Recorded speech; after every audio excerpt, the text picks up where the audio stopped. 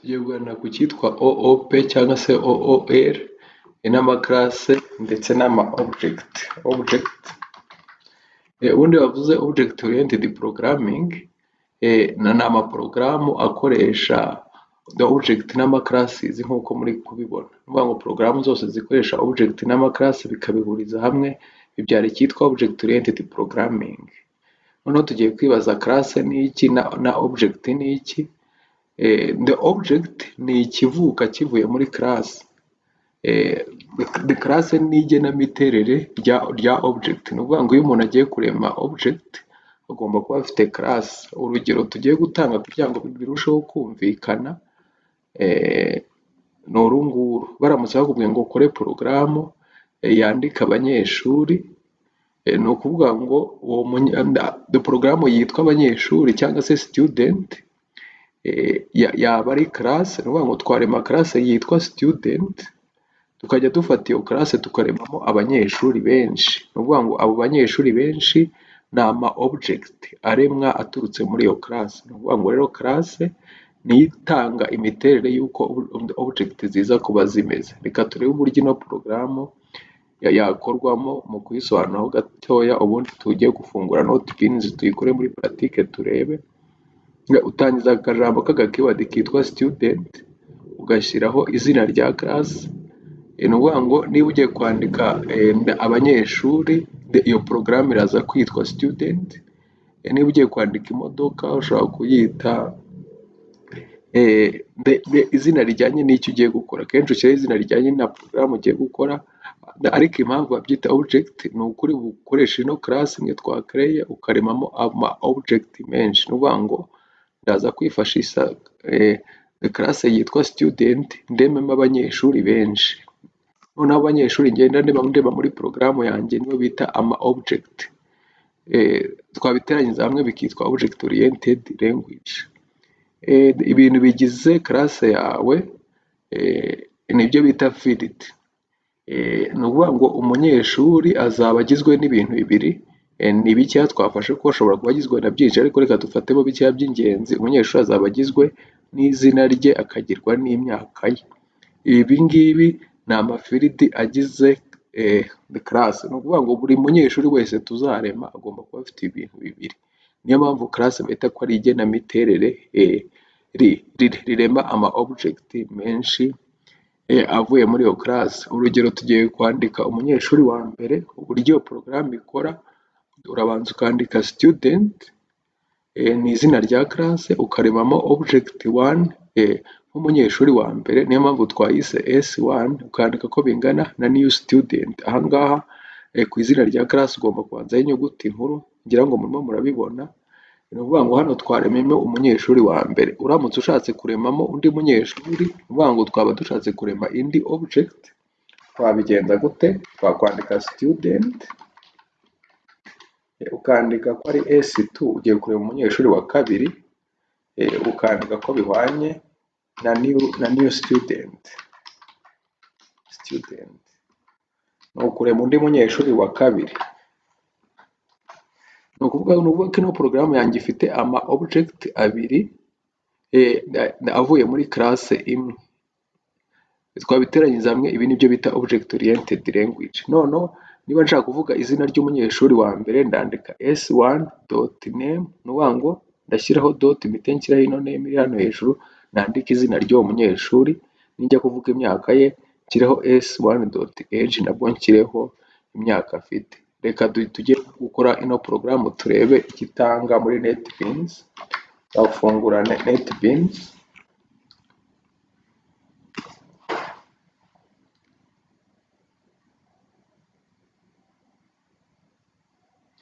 Turafungura netbeans, ukreyemo new program. Turafunguramo dukreyemo new project. Urahitamo Java with Ant. Java is with Ant, uhitemo Java application, kandi next. Izina rya class niryo zina rya projet. Hano nicyo witaho. Niyo tugiye kurema class yitwa student kubera ko tugiye kwandika abanyeshuri. Ino S ya mbere igomba kuba ari nkuru, ukabyita student. ukabivura hano muri create main class. Bari kumbwira ngo project already exist, basanzemo harimo student. Reka nongera akanyuguti inyuma kugira ngo bitandukane, ubundi ugakanda hano kuri finish. Wowe niba udafitemo student ntabwo wiri guhindura, njyewe impamvu mpinduye nuko student isanzwe irimo, ubundi ugakanda hano kuri finish. Urabona ko babanzaniye izina rya class, ni ukuvuga ngo banzaniye izina rya class n'irya main method. Iyi niyo main method, ni ukuvuga ngo porogaramu iyo igiye ku execute ihera hano, niyo mpamvu bayita main method. Ni ukuvuga ngo icyo nsigaje ni ukuvuga ibintu bigize umunyeshuri, nibyo bita amafield. Umunyeshuri twavuze ko agizwe n'izina rye. Izina rye turarikora mu bwoko bwa string. String ni data type ifata amagambo, kavuga string name kubera ko ugiye kwandika izina rye, ushyira akamenyetso gasoza. Twavuze ko umunyeshuri nanone agizwe n'imyaka ye, ugashyiraho integer, ugashyiraho age, agizwe n'imyaka nanone. Iki tuba tumaze gukora, tuba tumaze kurema class yitwa student ndetse n'ibiyigize ari byo bita field. Ubu icyo tugiye gukora ni ukwandika umunyeshuri wa mbere, nibyo bita gucreate object. Ruvuga ngo tugiye gucreate object ya mbere cyangwa se umunyeshuri wa mbere. Uburyo bikorwamo, ukanda inyuguti nkuru, ukandika izina rya class student, yitwa S1 kubera ko ariko twamwishe, ni umunyeshuri wa mbere cyangwa se student number 1. Ugashyiraho bihwanye, ukandika new student, ukabyandika nk'uko wabyanditse hano kuri class. Urabona ko hano bari kumperera kubera ko ntashyizeho iriya ubyandika nk'uko wabyanditse hejuru. Ubundi ugashyiraho utu tumenyetso iyo utadushyizeho ntabwo bikunda. Ugashyiraho n'aka kamenyetso kagaragaza ko dushoje uriya murongo. Tugiye kwandika amazina y'uyu munyeshuri. Wandika izina rya object wanditse. Object yitwa S1, ni icyavutse kivuye muri class, nicyo bita object, ni umunyeshuri wa mbere.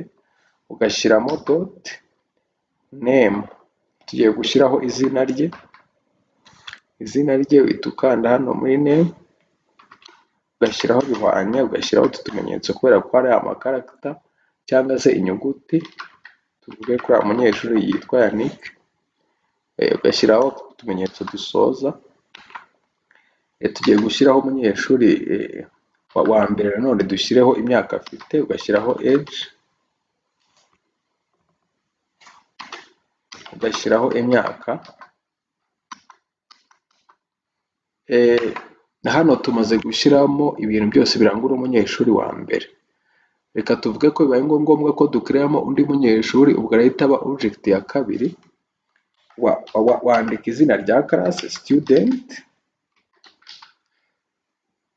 nk'uko wabyanditse hejuru, ukamwita S2, biragaragaza ko ari student number 2.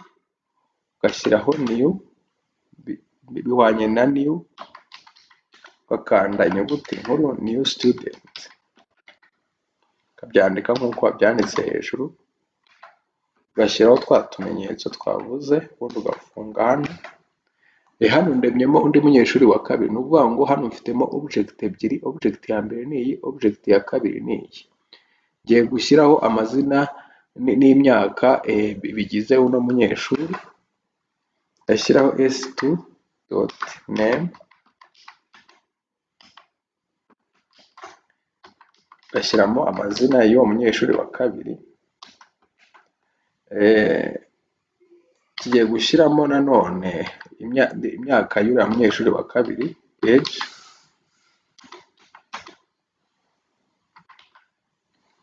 Ugashyiraho akamenyetso gasoza hano.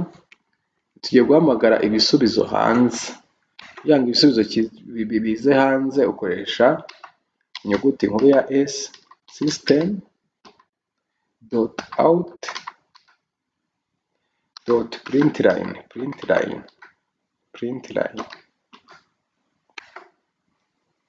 Hano tugiye guhamagara umunyeshuri wa mbere, izina rye gusa turebe. Turahamagara s1.name tugiye guhamagara izina rye,